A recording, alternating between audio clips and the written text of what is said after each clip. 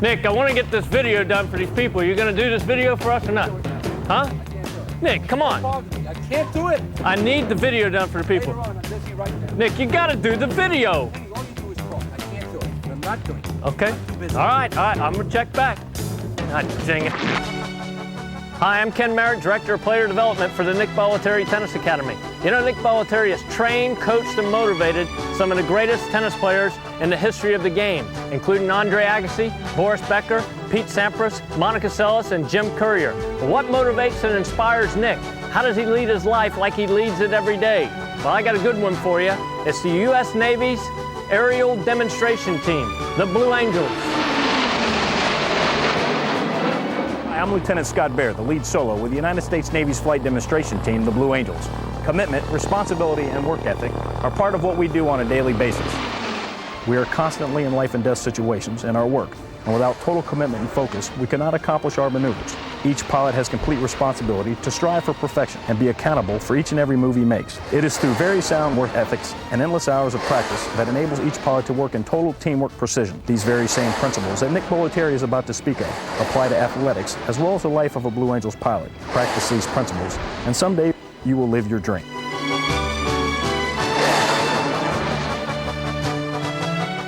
Those Blue Angels are awesome, huh? You know you're the goods when you got your name on the front gate of a place like this. Hey, John. I've been with Nick Bollettieri the last 12 years. We've been all over the world doing clinics, symposiums, going to tournaments, staying in the same house with Boris Becker at Wimbledon.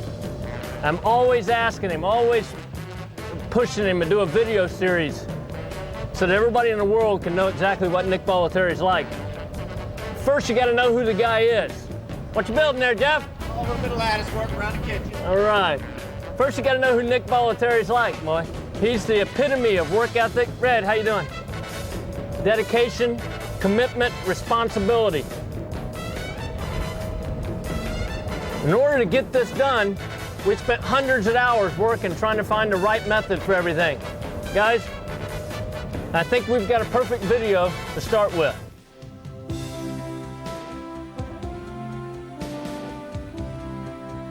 What does commitment mean? Commitment means that you're giving yourself, your mind, your body, physically, mentally, spiritually, to what you're going to participate in. Now, a lot of boys and girls say, I'm committing myself, but all they do is go out and be part of the action. That's not good enough. When you make a commitment, you say to yourself, I'm going to do what is ever necessary to become the best that I can become. You want to know what commitment is? Come with me, I'll show you what commitment is. I got about 8 or 9 courts going on right now of people playing tennis. It's early in the morning. Michael, hold on, 1 second. Michael, what time did you get here this morning? 6:30. That's what commitment's all about. Getting out here before the sun comes up, working on your game before a full day of school. That's commitment. A lot of you say, hey, gee whiz, I'm going to be a basketball pro, or I'm going to be a golf pro. In order to be a professional athlete, in order to be a professional business person, in order to be a super mom and dad, a teacher, a truck driver, whatever, you have to take that sport or that business very seriously. We've had a lot of great players come through the academy. We've had a lot of boys come through the academy and girls that have gone on to be great college players. But to be the very best that you can become, you have to commit yourself. Now, notice I said to become the very best that you can become. That means one in your class, the best in college, or a professional athlete, whatever it may mean, you have to make that commitment. And until you make that commitment, you're not giving all the resources that you have. I can't make the commitment for you. What's that expression? I can lead the horses to the well, but I can't drink for them, okay? You have to drink for yourself. And you have to go out, and you have to have some sacrifices. Sacrifices is part of commitment. So boys and girls, I want you to seriously think about what is necessary to become the best that you can become. A part of commitment is treating your body like a machine, putting the proper fuel in it to get you through a full day of athletic development. We're not talking fast food stuff here. We're talking real nutritional grub.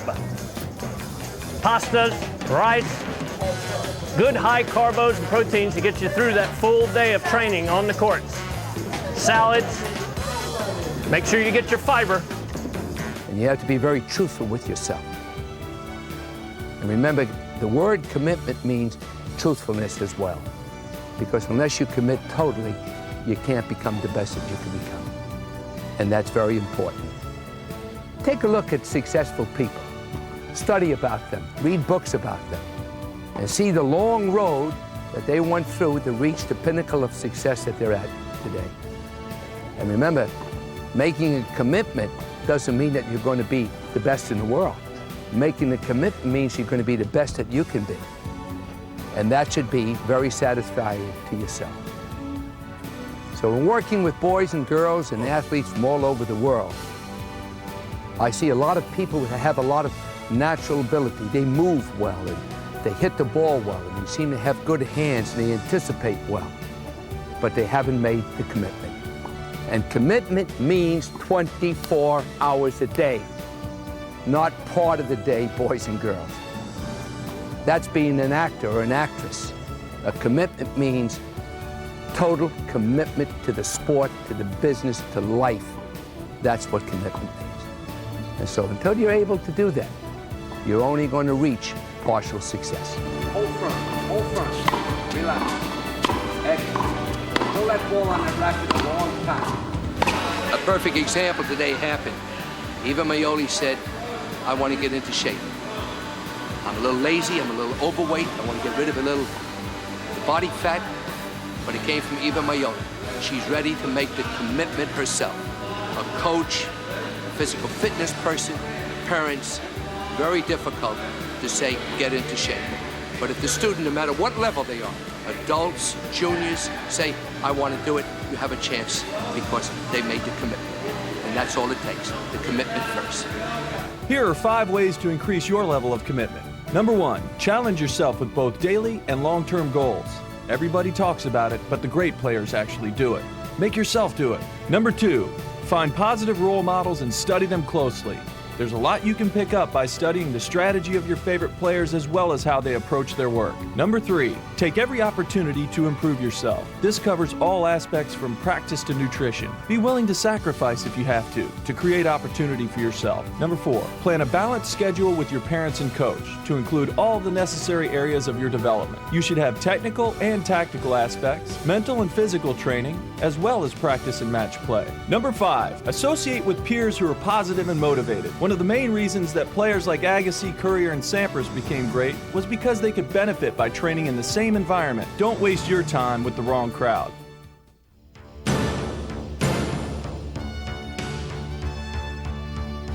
Responsibility takes in a lot of areas, but responsibility starts out with you.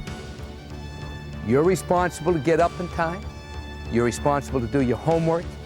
You're responsible to clean your room. You're responsible to be at practice on time. You are responsible. You cannot expect everything to be done for you by outsiders. Sooner or later, you have to pick up your own responsibility. Sometimes these students need a little help with responsibility. Artem, wake up now. Let's go. Get up. Come on. Artem, get up from there. Get up from there. You got to get up, boy. Get up and get out of bed. Nick is waiting on you. Artem, get up. Let's go to the court. Come on, get up now. Here we go. Let's go. Get it out of there. Let's go. Grab your stuff and go. Let's go. Sometimes it helps to sleep with the shoes on if you're running late to get to the courts in the morning. When you start picking up your responsibility, your own self, you go to another level. And I'll tell you why. You're assuming the duties for the first time in your life. You are assuming the duties. You can't have everything done for you. That's why I sincerely think that parents, coaches, educators sometimes do too much for the boys and girls, do too much. The time comes when you've got to start doing that for your own self. Certainly you need guidance. You need to be shown the way. You have to fall down a few times and get encouragement by your sponsors or by your parents or by your educators to try again. But sooner or later, You have to accept the word responsibility and be prepared to pay the consequences. Quite often, your success and failure will be dependent upon how responsible you are, not only to yourself, but to others. And if you don't think that you have to be responsible in life, you're riding the wrong bus, boys and girls. And assuming responsibility means taking a little risk. Taking a little risk. That you say, hey, look, I'm responsible for myself. I want to get to the next level. And I'm going to try to get to the next level. Now, whether or not you get to the next level or not is not the essential ingredient about accepting responsibility. At least you're trying. You're accepting your own responsibility to do your chores. You may not be the best, but at least you tried. And that's all we ask. Stop passing the buck. Everybody passes the buck. Oh, I thought they were going to do that. I thought they were going to. Heck, why don't you do it? Sooner or later, when you start doing things for yourself, you'll start seeing what life is actually about, because eventually you are going to have to do it for yourself. Don't postpone what's going to come about. When you go on to the academy, you go away for summer camp, you go away to college, go away for your first job, you have to start assuming responsibility. And you shouldn't be frightened of assuming responsibility. Responsibility is an essential part of life. Look at it with a challenge. I want to be responsible for what I do each day. Don't be ashamed if you make some errors when you accept responsibility. Be proud of it. Here are a few ways to work on responsibility. Number 1, take ownership of your actions and duties. Treat every task as if your reputation depends on it. Have pride in everything you do. Number 2, to earn the trust of others, often you must sacrifice. You can't always get what you want, and to earn trust, you must follow through and be reliable. Number 3, don't let fear of failure keep you from trying. Everyone makes mistakes. It's how you handle failure as a positive step forward that matters. Number 4, take on leadership opportunities. Develop a reputation for always giving your best, and people will follow your lead. Number 5, stay organized and be accountable. Make an effort to keep track of your belongings and not leave them lying around. Remember, it's often how you handle the minor details that make you most responsible.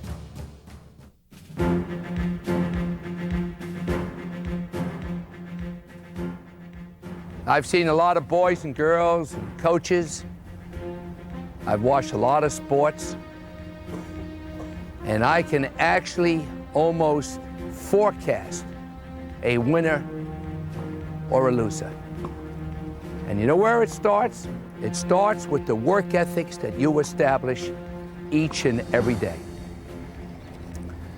What you do before practice, what you do before a major test, what you do before you go on a vacation, planning, is all part of work ethic. And a lot of boys and girls and a lot of people in life have all the ingredients, but they have very poor work ethics. They don't know how to put together their day's activities. I gave a speech last year to a group of executives in France. And I said to the group of executives, I said, I want each and every one of you to have a video taken of your entire day at work. And I want you to see if your work ethics of what you do is what you expect your employees to do. Because when they look at their own work ethics, they can see what they do positive and they can see what they do negative. And work ethics have to be reviewed each and every day. Work ethics have to change according to the circumstances that exist. But if you establish strong work ethics, you have a strong foundation and you can weather the stormy times. If you don't have strong work ethics, you will have a lot of ups and downs in life. And when you go down with weak work ethics, it's going to be very difficult to get back to the high level again. Come with me, we're going to the back 40 at the academy where all the work ethic is really digging in. These courts back here, this is where Courier said he really made his mark. It's where he surrounded himself with other positive people and other positive players that that push each other to become better. There's 20 courts back here in a straight line, and all they do is battle it out every day. Battle, battle, battle. See who comes out of it. That's where they learn to love the battle and love the competition and love to get out there and play every day. It's all happening out here in the back 40 at the academy. The work ethics start now, boys and girls. 8, 9, and 10, and 11. And you build your work ethics. You don't reach a pinnacle and say, I'm satisfied with what I'm doing. When you're satisfied with what you're doing and don't establish even stronger work ethics, you reach a point what we call the point of diminishing returns. And that's a danger point, because that's when you're going to go down. So establish strong work ethics. In fact, make the work ethics even beyond what you're capable of doing. That pushes you to try to reach that point, which makes you reach a point that you're capable of reaching. May not be able to reach up here, but if you have strong work ethics, you can reach here. Without strong work ethics, you reach here. And you have to have individual conversations with yourself about your work ethics. And you have to be very truthful to yourself. And you have to say, are my work ethics capable of accepting the challenges of what happens each and every day? Work ethics can keep you out of trouble, boys and girls. And the work ethics that coaches have are going to move right down to the students that they work with. So I try to establish outstanding work ethics for myself. My staff comes in at 6:30, I come in at 6:30. I go home at night and I know that I have to do some book work. I don't want to do that book work. But I've established work ethics within myself that automatically sit myself down in a chair to do what I have to do. So work ethics will be responsible for you winning tennis matches, doing well in school, being a successful mother or father. But someday, you're going to have to work. And the ethics that you establish early on will carry over when you get out of college and enter the real world. And without strong work ethics, you better marry into a lot of money or have a mom and dad that has beaucoup money to be able to put you through the rest of life. Strong ethics have a lot to do with your moral outlook at life, as well as the materialistic outlook at life. So boys and girls, each day you should give a little time and thought to all the things that are part of life that are far more important than just hitting a tennis ball. But if you look at these factors, the outside factors, it'll help you become a better athlete. Don't be satisfied to accept half of what you're capable of doing. Don't ever be satisfied. But you need strong work ethics. And you need to make commitments. And you have to accept responsibility to reach your ultimate goals. Here are some ways to develop a better work ethic. Number 1, find the best training environment for you. This includes the best coaches and students in a program where there's a balance of fun and hard work. Number 2, avoid injuries through a good preparation routine. Nothing affects your workout schedule like the simple injuries that could have been avoided with adequate warm-up and stretching. Number 3, set standards beyond your own expectations. What you expect from yourself should exceed what others expect from you. Number 4, remain positive and always give your best. No matter what the circumstances, who you're playing with or against, be happy you're playing and you can learn from it. Number 5, you must learn to enjoy the battle. When competing, the greatest players thrive on the action and the road to getting to victory more than the end result. Beyond trophies and money, great competitors live to compete. Let me tell you a few stories about some of the players that attended the academy. I don't think anybody in the history of this academy had the work ethics of Monica Seles. No one had to push this girl. Several years ago, the court behind you was a green court, and we had bleachers here. And many people used to come here and just sit in the bleachers and watch by the hours to see this little thin girl with a squeaky squeak just work and work and work and work.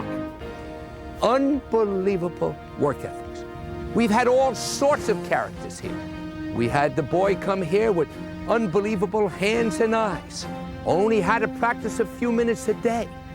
Today, I sincerely believe that if that young man, who's now in his late 20s, had stronger work ethics and accepted responsibility of what God gave to him, I don't believe he'd be 102 in the world today. That comes from within. His name is Andre Agassi. Far too great a player. Unbelievable talent. In order for Andre Agassi to get back on top today, he has to accept his responsibility. No one can get Andre Agassi back to the top today except Andre Agassi. So, Nick, can Andre get back on top?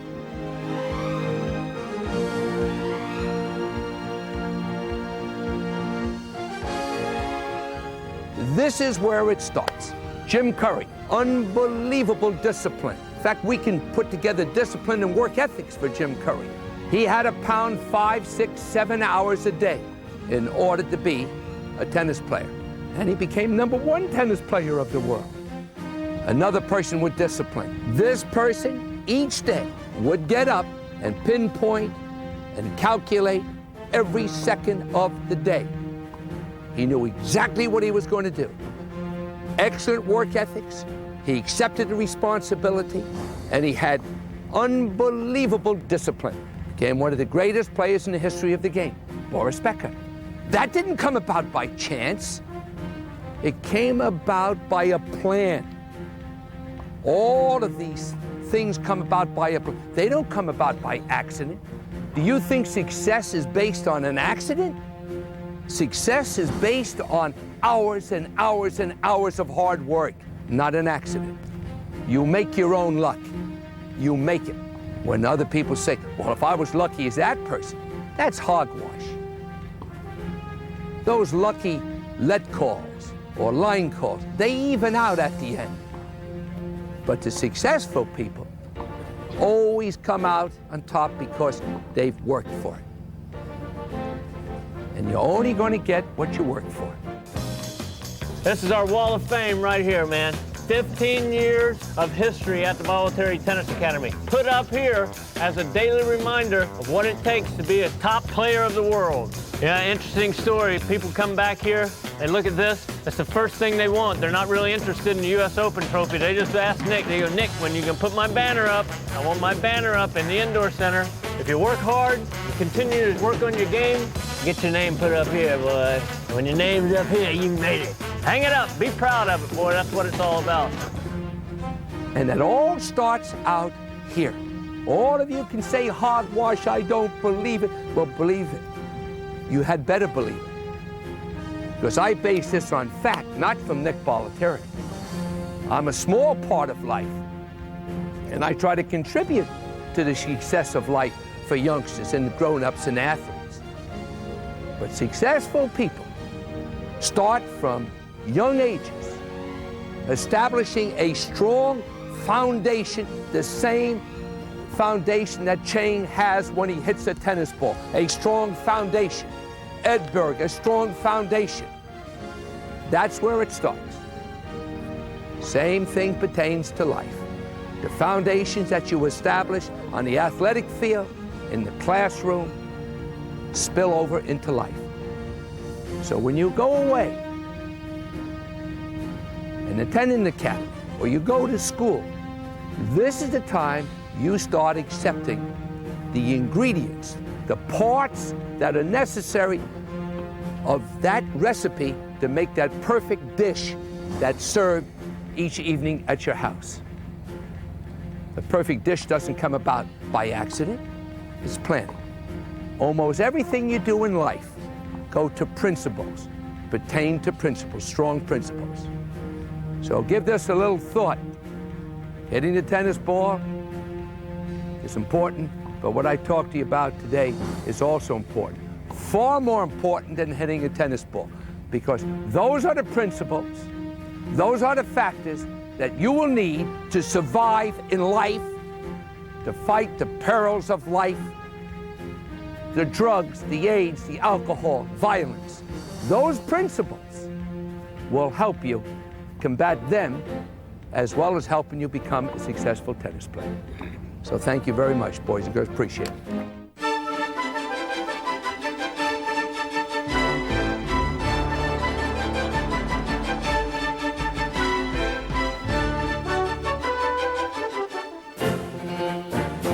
The Bollettieri Sports Academy, a subsidiary of International Management Group, is the world's most comprehensive multi-sport training facility.